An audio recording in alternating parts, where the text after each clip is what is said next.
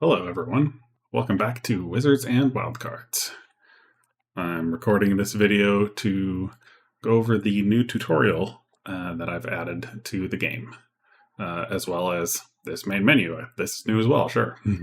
There isn't currently anything in the settings, but you can press play to start the game. There's a tutorial menu. The only one that's added right now is Introduction. Settings is empty. Plan features just reiterates what I've said about the game in the past, the features that I plan to include later down the line, as well as a link to our Discord server. So let's dive into the introductory tutorial.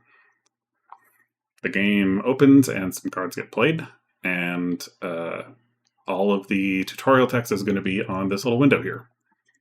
The goal of Wizards and Wildcards is to deal 5 more damage to your opponent than they deal to you. The bar on the right edge of the screen will track how much damage you have done to each other. You damage your opponent by attacking empty spaces on their front row using cards that are in your front row. Your front row consists of the 4 spaces on top of the castle walls, and your opponent's front row is directly above yours. Click the Proceed button to make all the cards on the board attack to see how the damage bar behaves. And this will also give you a preview of how the animations work. For example, this guy has 0 attack, and so he just wiggles. Whereas this guy has a non-zero attack, and he thrusts forward. And while they're attacking, you can see the damage bar is ticking up when I deal damage, and down when I've taken damage from my opponent. In total, I dealt 4 damage to them, they dealt 6 to me, and then I dealt 4 again. And as it ended up, that means that I've dealt 8 damage in total, they've dealt 6 damage in total. And so I have dealt 2 more damage to the opponent than they've dealt to me. That's why there are 2 squares here.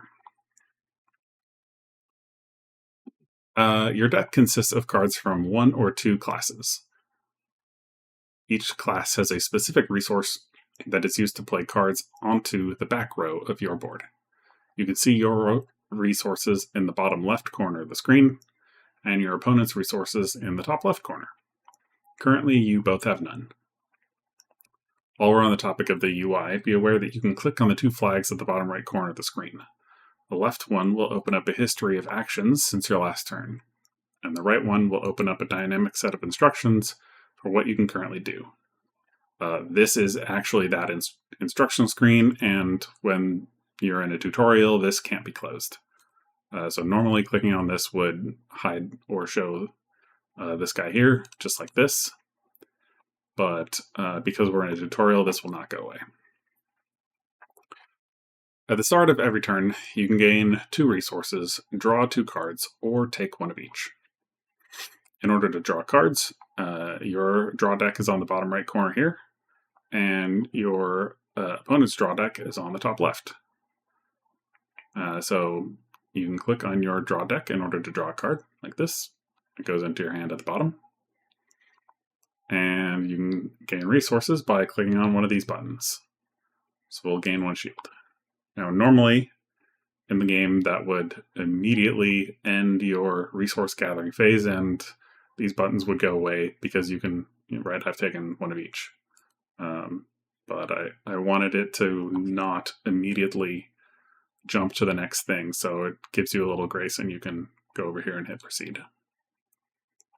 So you saw that the opponent there had a card, they drew it into their hand, you can't see the contents of their hand. And they also took a Warlock Soul right here. So now we'll go over the anatomy of a card.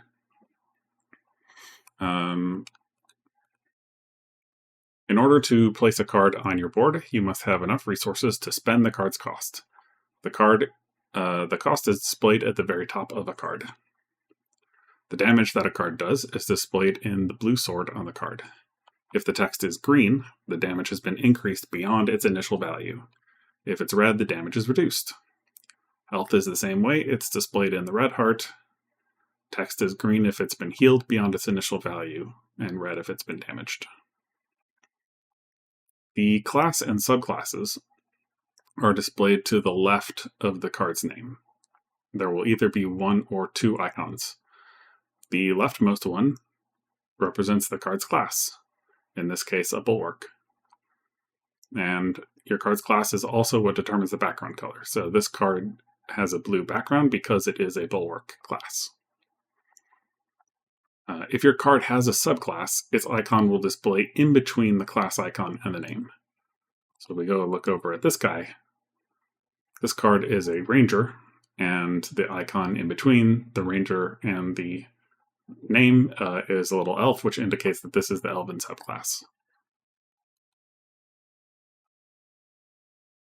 Strength equations. Below the card's name, there is either one or two lines of icons.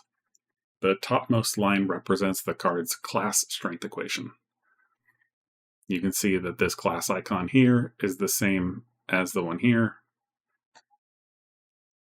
If the card has the combative ability, then there will be a second line that will display the subclass strength equation. And strength equations will be explained in detail later. Finally, at the bottom of the card, this text is a list of the card's abilities.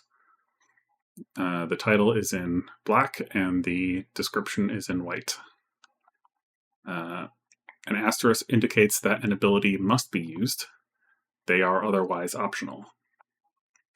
And finally, what I'm doing right now is previewing this card. So if you can't read text on a card or you want a description of the abilities, you can right-click on the card's name to get a larger preview. So this is filling up the whole screen so you can read it very easily. When it's on the board, it's a little bit more difficult to read, and I'll be working on improving that in the future. And it also does not display the description of the ability, just the name. So you can see what power-up does by right-clicking and then clicking on the name in this menu here. So you can preview cards that are on your board, you can preview cards that are on your opponent's board, and you can also preview cards that are in your hand. You cannot preview cards that are in your opponent's hand, because you're not supposed to know what they have yet. So that is the full anatomy of a card. Let's get into playing cards. So in order to place a card on your board, you have to spend enough resources. You have to have enough resources to spend the card's cost. When you spend the cost, you can place it on an empty space in your back row. When you have a card in your back row, you can spend one of any resource. It doesn't have to be the same class resource to move that card forward to the front row immediately. If you don't want to spend resources to move your cards forward, you can wait until after you acquire resources on your next turn. If you have a card in your back row, it will move to the front row for free.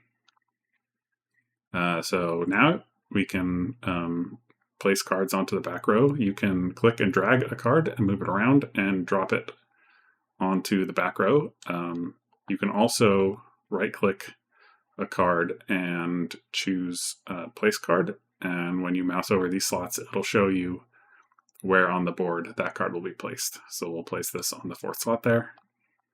There it is. I had 2 shields there. That card cost 1. So now I only have 1 remaining.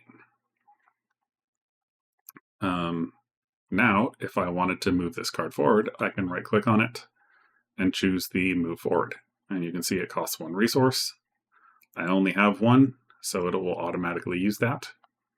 If I had 1 or more of each type of resource, then it would prompt me to choose which one I wanted to use. So now, when I click the proceed button, you'll see that the opponent does the same thing. They get 2 resources, they spend 1 to place it. They have 1 left over, which is a little odd, but oh well. Yeah. Most card abilities happen automatically, but not all of them. For example, this card ability has term activate with a little button press on it. These effects have to be manually engaged. In order to activate such an ability, right-click on the card when it's your turn, and you'll see this list of actions and the ability. Power up, spend 2 shields to increase this card's attack by 1 and health by 1. So if you look over here, you can see that I have 2 shields, and when I click this button, not only do I not have shields anymore, but also this card's attack has gone up from 0 to 1, and its health has gone up from 2 to 3. Now when I hit proceed, the AI will do the same for its Archfiend. The Archfiend's power up increases the attack by 2 rather than 1 each, so you'll see its attack go from 3 to 5. There it is. No, well, that went by fast. If you didn't catch it, trust me, it went up to 5.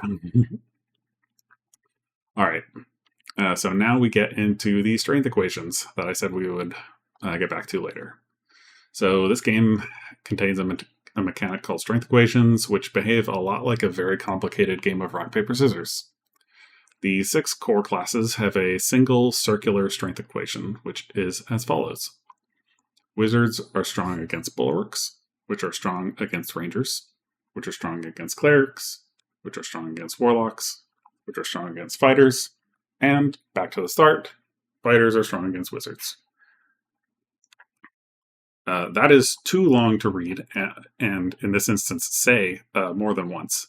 So we condense it down in 2 ways. First, when you're talking about the entirety of the strength equation, we use icons. So this icon represents the wizard class. This greater than symbol means that the wizard is stronger than the bulwark. Bulwarks are stronger than rangers, etc. In addition, the equation that you see on the card will only be relevant to the class. So this card is a bulwark. Wizards are strong against bulwarks, and bulwarks are strong against rangers. So you don't see all 6 card icons on here. You only see the ones that are relevant to bulwarks. Likewise, wizard card, which is on the ends here, their strength equation looks like this, because fighters are strong against them, and they are strong against wizards. Bulwarks.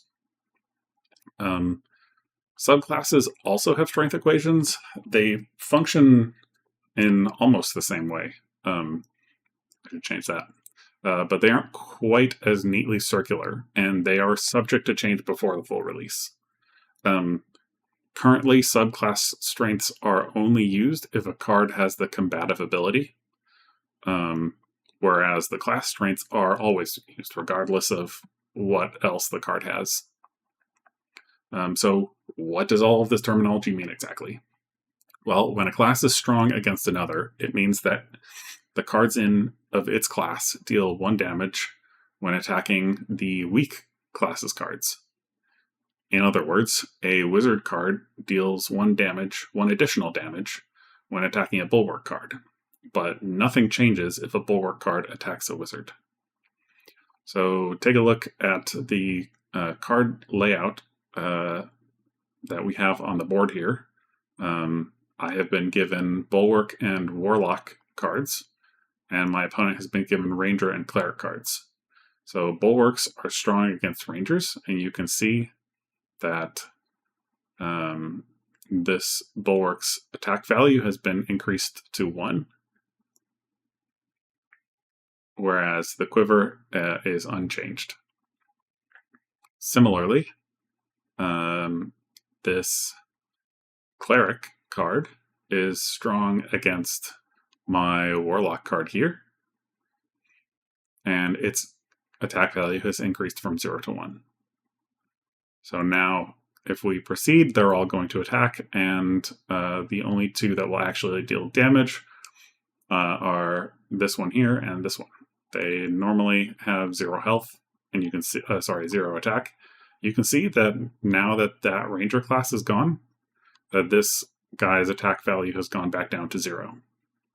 And in the brief period where that lamb was gone before the skeleton got placed, this guy's attack dropped down to 0 and then back up to 1. All right, so that is the end of the introductory tutorial. Pretty much covers everything that you need to know in order to play this game. If you think that there was anything that wasn't very well explained or it was missed, please post a message in the game feedback channel on our Discord server. And we can hit proceed to go back to the main menu. So thank you for watching. I hope that was informative.